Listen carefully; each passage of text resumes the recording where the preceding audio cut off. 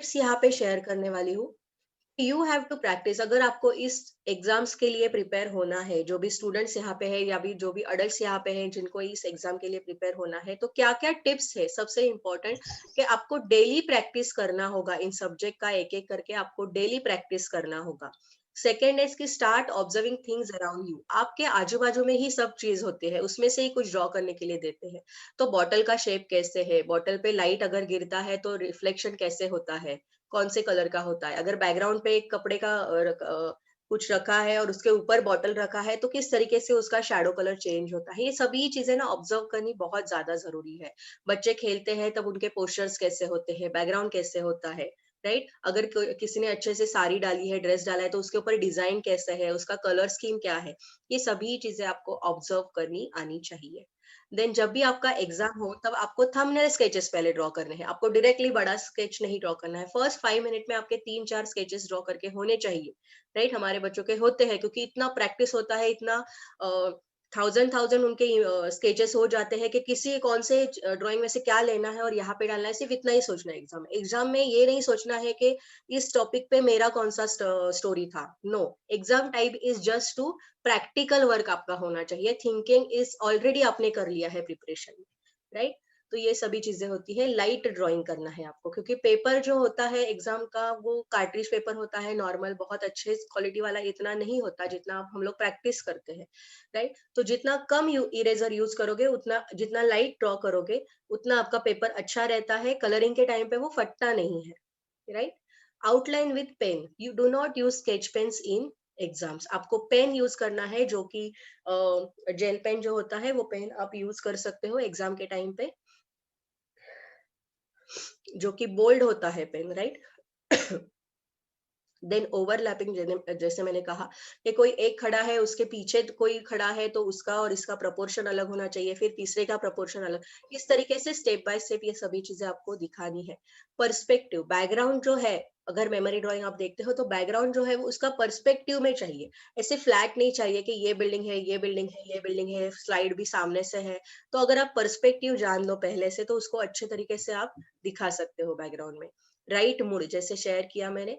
Use two bowls and rags for colouring. मतलब bowls जो है कलरिंग के वो दो चाहिए, क्योंकि एक ही मतलब बच्चे होते हैं कि बड़ा सा बाउल लेके जाते हैं, उसमें ही कलर, उससे ही कलर लेते हैं, व्हाइट में डालते हैं, उससे ही कलर लेते हैं, येलो में डालते हैं, तो पूरा कलर भी मैश हो जाता है और वाटर भी मैश हो जाता है, राइट? तो 2 बाउल्स यूज कर रहे हैं। रैग्स यूज करना है। रैग मतलब एक कपड़ा जो पुराना, अगर आप हैंकरचीफ ले लो तो वो हैंकरचीफ आपको यूज करना है, सो दैट आपका ब्रश जो है ज्यादा वाटर लेके वो पेपर पे ना आए, राइट? लाइट एंड शैडो, जैसे मैंने कहा, लाइट एंड शैडो के साथ आपको प्ले करना आना चाहिए। आपके सामने जो भी ऑब्जेक्ट्स रखे हैं उसको साइटिंग करना चाहिए, मतलब उसको देखना चाहिए कि वो कितना प्रपोर्शन है, मैप करना चाहिए, मेजर करके आपको ड्रॉ करना चाहिए, एंड देन उसका ड्राइंग करना चाहिए, कलरिंग करना चाहिए, राइट? तो ऑब्जेक्ट ड्राइंग्स के लिए जो भी सामने रखा है, आप पेंसिल से उसको काउंट कर सकते हो और उतना ही ड्रॉ कर सकते हो, सो दैट आपके प्रपोर्शन प्रॉपर आए पेपर से, right? Then draw faces expressions every day हम लोग बच्चों से 50-50 फेस एक्सप्रेशंस भी ड्रॉ करके लेते हैं। तो उनके समझ लो 6 मंथ्स में, 3 मंथ्स में कितने सारे फेसेस ड्रॉ होते हैं, राइट? तो इतने फेस एक्सप्रेशंस अगर उनके हो गए हैं तो उनको किसी भी टाइम पे कोई भी फेस एक्सप्रेशन आप बोल दो, वो क्विकली ड्रॉ करते हैं। तो daily practice is very important of face expression and sketches का। Draw with all sort of brushes. जो भी ब्रश है, हर एक ब्रश का यूज करना आना चाहिए, राइट? कुछ फ्लैट ब्रश होते हैं, कुछ वी शेप के ब्रश होते हैं, कुछ क्रॉस फ्लैट ब्रश होते हैं, कुछ बड़े राउंड होते हैं, कुछ स्मॉल राउंड होते हैं। तो हर एक ब्रश का अलग अलग टेक्निक यूज करने को आना चाहिए। टेक्सचर्स कैसे करते हैं, बैकग्राउंड के लिए कौन सा ब्रश यूज करना है, कपड़ों के लिए कौन सा ब्रश यूज करना है, अगर बड़ा ब्रश यूज करते हो तो कौन सा पैटर्न मिलता है आपको, अगर आप छोटा ब्रश यूज करते हो तो किस पैटर्न में आप थिक एंड थिन लाइन से आप आउटलाइन कर सकते हो। तो ये सभी चीजें प्रैक्टिस में होना जरूरी है, so that you can use that material, you can utilize proper material for proper result. Use paper scales in practice. अगर आपको स्ट्रेट लाइन में दिक्कत हो रही है तो you can use paper scales. Exam में बहुत बार ऐसे होता है कि आउटलाइन करते वक्त आपको ज्योमेट्री का जो स्केल्स एंड सब होता है वो यूज नहीं करना होता, राइट? तो that time you can use paper scales. तो पेपर स्केल्स आपके पास अच्छे से रेडी रखो, 10-15 पेपर स्केल्स आपके पास हमेशा होने चाहिए। सो कहाँ पे भी लगा आप डायरेक्टली यूज कर सकते हो, राइट? यूटिलाइज फुल पेज, ऐसे नहीं होना चाहिए कि बड़े से पेज पे छोटा सा ड्राइंग है, बहुत अच्छा है पर छोटा सा है, they will not give you a grade अगर आपका ड्राइंग छोटा है, राइट? तो you have to use full page.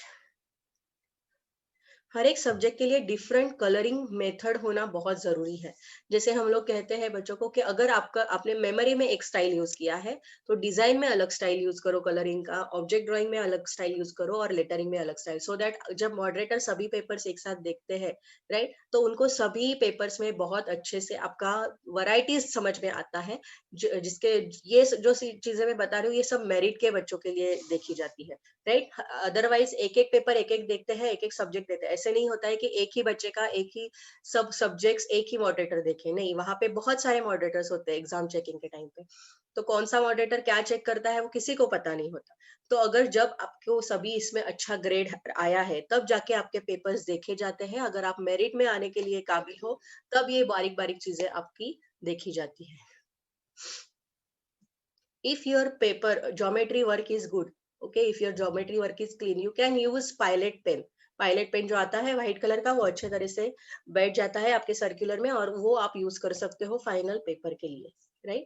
Use symbols in letter instead of background. बहुत बार होता है लेटरिंग के बाहर बहुत ज्यादा बैकग्राउंड हो जाता है, लेटर्स के अंदर बैकग्राउंड डालना जरूरी है, राइट? लेटर्स के अंदर सिंबल्स डालना जरूरी है, उसका बहुत अच्छे से इफेक्ट होना जरूरी है। अगर कैट डालना है तो ए में अगर कैट का फेस डाल दो आप, राइट? ऐसे भी आपको थोड़ा प्लेस बनाना है ना ए में, तो ए में अगर कैट का फेस डाल दो और कैट दिखा दो आप, तो CAT, कैट और कैट दोनों साथ में पढ़े जाएंगे, राइट? तो इसी तरह आपको लेटर्स के अंदर जितने अच्छे सिंबल्स डाल के आप यूज कर सकते हो, दैट इज रियली गुड, वो बेनिफिशियल मार्क्स में जाता है। Practice all material like plastic, glass, rough and soft. जैसे कुछ बुक्स वगैरह होते हैं जो रफ सरफेस के होते हैं, राइट? कुछ वेजिटेबल्स होते हैं जो सॉफ्ट सरफेस के होते हैं, राइट? देन कुछ ग्लास मटेरियल हो तो ग्लास का रिफ्लेक्शन कैसे है, उसका शेप कैसे है, एक के बाद उसमें किस तरीके से लाइंस आते हैं। यूटेंसिल अगर लिया कॉपर का है तो किस तरीके से स्मर्ज होता है, अगर स्टील का लिया है तो किस तरीके से अच्छे से लाइंस उसके ऊपर दिखते हैं। तो ये सभी चीजें ऑब्जर्व करना बहुत जरूरी है और प्रैक्टिस करना बहुत जरूरी है।